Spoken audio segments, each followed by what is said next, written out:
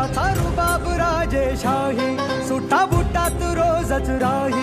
ज्याचा रुबाब राजेशाही, सुट्टा बुट्टात रोजच राही. जगात गाजा बाजा, ज्याचा जगात गाजा बाजा, भीमराव एकच राजा. जगात गाजा बाजा, भीमराव एकच राजा. और बाबा साहब को कहा कि आपको, आपका जो समय है ये आपका नहीं है, वो समाज का है. इस सामाजिक गुलामगिरी से बाहर निकालने के लिए आपको ये पढ़ाई करने की, हम लोगों ने आप लोगों को ये पढ़ाया है और इसलिए आपको इस सामाजिक गुलामगिरी से बाहर निकलने के लिए आपकी पढ़ाई का, आपके वक्त का पूरा उपयोग करना है. लेकिन बाबा साहब ने अपने पिता को कहा कि मैं ये नहीं कर सकता, क्योंकि बड़ौदा सरकार का ये नियम है, ये शर्त है कि उन्होंने जो पैसे दिए हैं वो केवल मुझे वहां पर नौकरी करने के लिए, वहां पर अपना वक्त लगाना होगा. बाबा साहब 1913 के जनवरी में इस बड़ौदा सरकार की नौकरी करने के लिए निकल गए.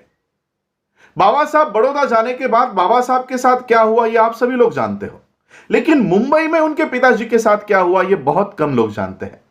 जैसे ही बाबा साहब बड़ौदा में नौकरी करने के लिए गए, मुंबई में उनके पिताजी ने बिस्तर पकड़ लिया.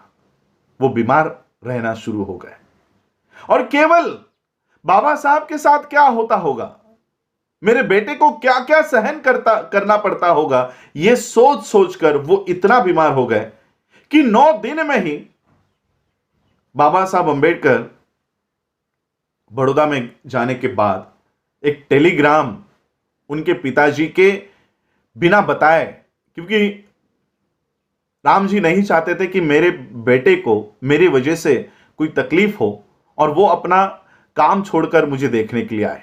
लेकिन घर वालों ने 9वें दिन में ही बाबा साहब को तार भेजी, टेलीग्राम भेजा कि पिताजी बहुत सीरियस है, तुरंत लौट आओ. बाबा साहब को ये तार मिली और बाबा साहब अपने पिताजी को देखने के लिए, मिलने के लिए बड़ौदा से निकले और ये ट्रेन सूरत में आकर रुकी. आप लोगों को सबको पता है, अपने पिताजी के लिए मिठाई लेने के लिए बाबा साहब नीचे उतरे और उनकी ट्रेन चली गई. दूसरे दिन 2 फरवरी 1931 को बाबा साहब अंबेडकर घर आए और उसी दिन रामजी बाबा का देहांत हो गया. रामजी बाबा और बाबा साहब के बीच आखिरी कुछ पलों में बहुत गहरी बात हुई. उसके बाद बाबा साहब ने अपनी नौकरी त्याग दी और सामाजिक उत्थान के इस लड़ाई में बाबा साहब पूरी ताकत से उतरे. लेकिन जब बाबा साहब माता रमाई से बात करते थे अपने पिताजी की याद में, वो एक बात कहा करते थे कि रामू, जब मैं अपने पिता के साथ खुद को तौल कर देखता हूं तो मैं कहीं कम पड़ गया हूं, ऐसा मुझे लगता है. ऐसा बाबा साहब क्यों कहा करते थे? बाबा साहब इसलिए ये बात कहते थे क्योंकि जो तैयारी मालो जी ने राम जी को तैयार करने में लगाई, जो राम जी ने बाबा साहब को तैयार करने में लगाया, वो कहीं ना कहीं बाबा साहब अंबेडकर अपने अगली पीढ़ी बाबा साहब की कौन है?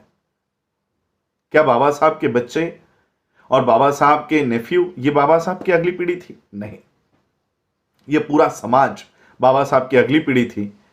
बाबा साहब अपने अंतिम भाषणों में यही बात कहते हैं कि मुझे मेरे पढ़े लिखे लोगों ने धोखा दिया.